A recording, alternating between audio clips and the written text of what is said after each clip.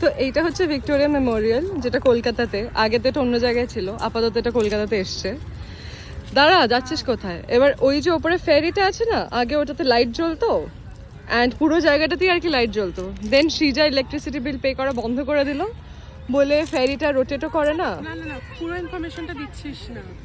Wasn't only the ফেরি, পুরো ভিক্টোরিয়াটা বিকেলবেলা এদিক থেকে ওদিক হয়ে যেত। ওই পারের লোকেরা এইটা দেখতে পেতো, আর যারা এখানে থাকতো ওই দিকেরটা দেখতে পেতো। হ্যাঁ, বাট তারপরে দেখলাম কি হচ্ছে, এখানে লোকজন ঝুড়ি বাজা ফেলছে, লোকজন নোংরা করছে, লাইক। তারপরে ওই যে দাদু উনি বসে আছেন, উনি আগে এখানে বসে হ্যাঁ, সবার সাথে তাস খেলতো, হ্যাঁ, তাস হ্যাঁ। লাভ করতো। তারপরে যখন হেরে যেত চুপচাপ উপরে উঠে যেত। তা এখন উনি ওখানেই আছেন। ক্যান্সেল হয়ে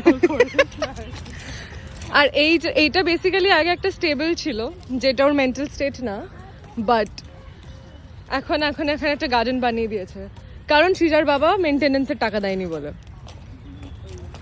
but that's Victoria, signing off.